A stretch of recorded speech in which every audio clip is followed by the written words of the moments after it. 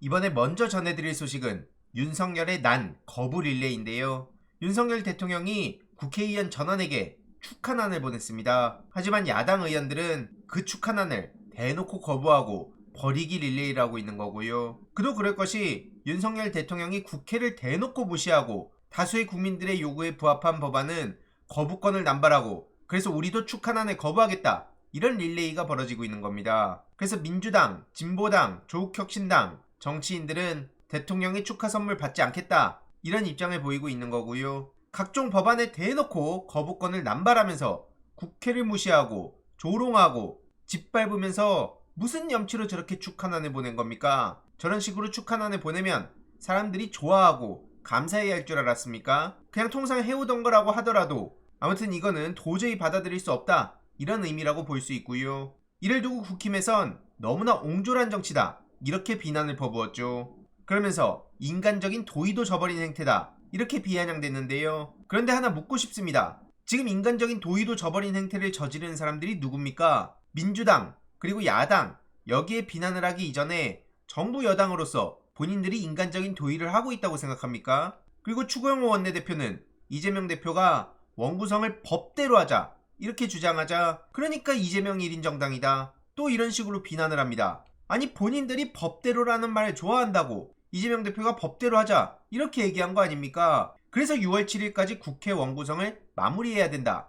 이렇게 주장한 건데요. 아무튼 추경호 원내대표는 이재명 대표의 요구에 이렇게 언급합니다. 양당 원내대표끼리 먼저 만나서 얘기해야 되는데 뭔데 지금 당대표가 얘기하냐? 한마디로 이런 얘기를 하고 있는 거고요. 이러니까 국민들이 이재명 1인 체제로 생각하는 거 아니겠냐? 이렇게 비난을 퍼부었습니다. 그런데 이에 대해서도 묻고 싶은데요. 지금 1인 체제를 넘어서 아예 그냥 1인 국가를 만들어 가려는 사람한테는 왜 찍소리도 못하냐니까요? 당장 사적 채용 논란이 있었던 윤석열의 외가 육촌이 대통령실 비서관으로 승진하는데 이런 건 문제 안 됩니까?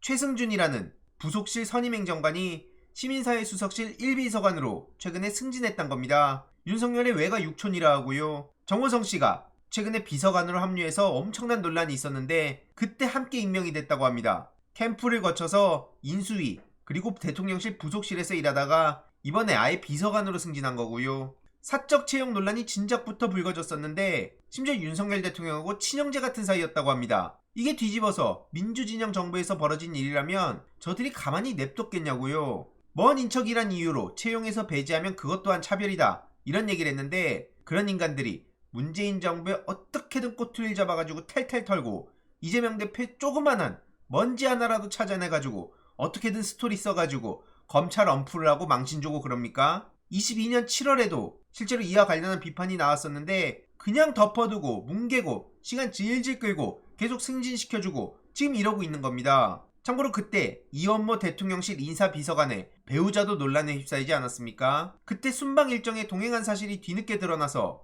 이 또한 엄청난 후폭풍을 일으켰는데 그 또한 그냥 없는 듯이 넘어갔습니다.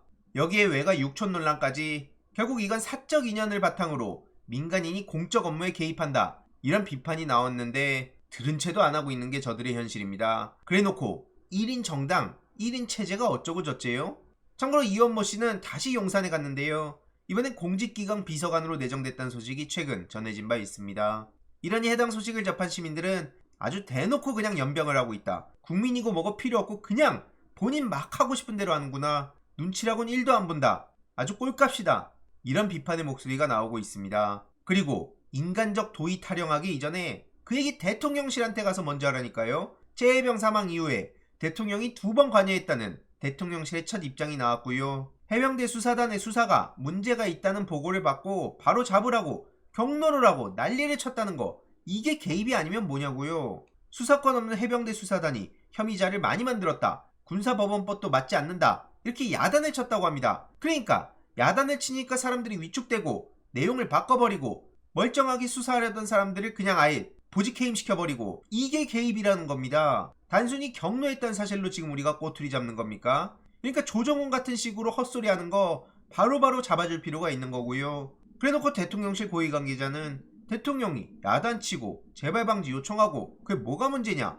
다 법태두리 안에 있다. 이런 얘기를 하고 있는데요. 그래놓고는 이재명 대표한테는 법 테두리 안에서 하는 얘기들조차도 꼬투리 잡고 맹 비난 퍼붓고 망신 주기 하고 아예 이상한 소설을 쓰고 그러고 있는 게 현실 아닙니까? 심지어 8월 2일 그 중요한 날에 무려 3차례나 통화를 했는데 여기서 대통령실은 최혜병 이야기는 없었다, 이런 식으로 그냥 넘어가려 하는데요. 중요한 건 지금 거짓말이 마구잡이로 드러나고 있다는 겁니다. 아주 사방에서 거짓말이 터지고 있는 건데요. 앞서 말씀드렸듯이 VIP 경로설의 핵심은 사단장 처벌을 두고 대통령이 경로를 해서 아예 내용을 바꿔버렸다는 거, 이게 가장 중요한 문제의 본질이란 겁니다. 대통령실 고위 관계자도 혐의자 축소 지시를 인정했다고 한 만큼 이거 절대 그냥 못 넘어가고요. 이러니까 이거는 탄핵 사유까지 갈 수 있다는 얘기가 나오는 거죠. 웃긴 건 3차례 통화가 드러나기 이전과 이후가 또 달라졌다는 건데요. 말이 바뀌고 있다는 겁니다. 아무튼 이종섭 전 장관이 대통령한테 야단 맞았다는 사실도 인정한 상황이고요.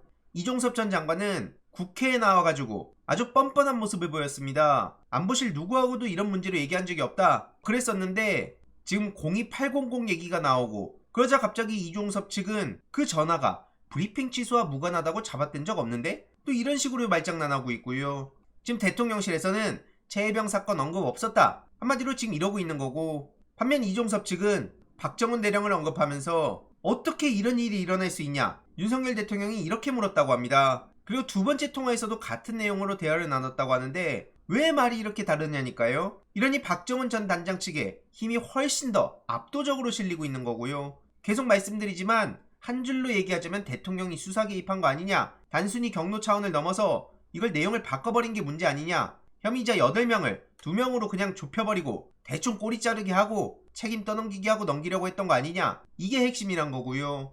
임기훈 전 국방비서관도 김기한 사령관과 통화한 적 없는데 이렇게 해명을 했었지만 나중에 알고 보니 당일 2차례나 통화했다는 사실이 드러나기도 했죠. 이것도 거짓말이었던 거고요. 김기한 사령관은 VIP 경로설은 지어낸 거다, 이런 얘기를 했었지만 녹음 파일이 계속해서 복원되는 상황에 거짓말이 속속들이 드러나고 있죠. 이러니 이에 대해서도 그럼 특검 좀 받아라, 도대체 뭐 저런 인간들이 다 있냐, 사단장을 구하기 위해 대통령까지 나서는 게 상식적인 일이냐, 이건 탄핵 사유다, 이런 비판들이 실시간으로 이어지고 있습니다. 오죽하면 해병 동기들까지 나서서 최혜병 부대 대대장을 돕자고 하고 있는데요. 바로 포칠 대대장이 지금 사고 직후부터 우울증, PTSD, 최근엔 정신병동까지 입원해서 치료를 받고 있다고 합니다. 그래서 동기들이 돕자고 나선 건데요.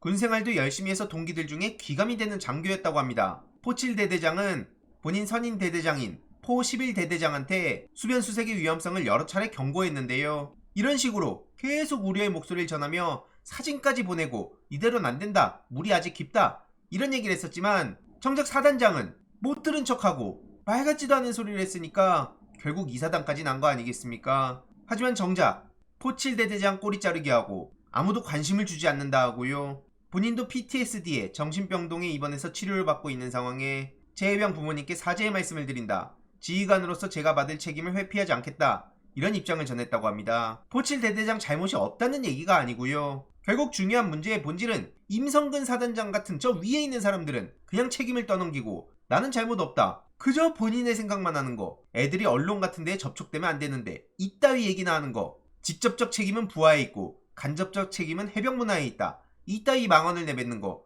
이런 걸 어떻게 그냥 넘어가겠습니까? 이런 심각한 상황에 해병대를 그렇게 팔던 김은국 씨가 기어코 한동훈 씨를 만났다고 하는데요. 2시간 동안 만나서 식사를 했다고 자랑을 한 겁니다. 한동훈 씨가 김은국 씨한테 직접 전화를 걸어서 만났다는 거고요. 그러더니 한동훈 씨가 한 말이 나는 할 말을 하는 사람이고 싸움도 할 줄 아는 사람이다, 필요하면 나라를 위해서 자신을 던질 각오가 돼 있다, 이런 얘기를 했다 하고요. 건강 상태는 좋아 보였다고 하죠. 한동훈 씨의 건강이 좋아졌으면 지금 이런 식으로 조롱당하는 상황에 윤석열 대통령 만나서 식사나 좀 하세요. 사방에서 조롱당하고 있는데 그런 중요한 문제들에 대해선 제대로 얘기도 안 하고 저렇게 김은국 씨 만나서 밥이 넘어갑니까 지금? 그리고 김은국 씨도 당연히 비판을 피할 길이 없는데요. 그동안 해병대를 수십 년간 팔아와놓고 정작 최혜병 문제에 대해서는 입 싹 닫고, 이러니까 해병대 예비역들한테도 엄청나게 욕을 먹는 겁니다. 그런데도 불구하고 부끄러운 줄도 모르고 한동훈 씨랑 밥 먹었다고 자랑하는 걸 보면 뭐 저런 인간들이 다 있나 싶은데요. 아무튼 그래서 이번 내용을 요약해보자면 국민의힘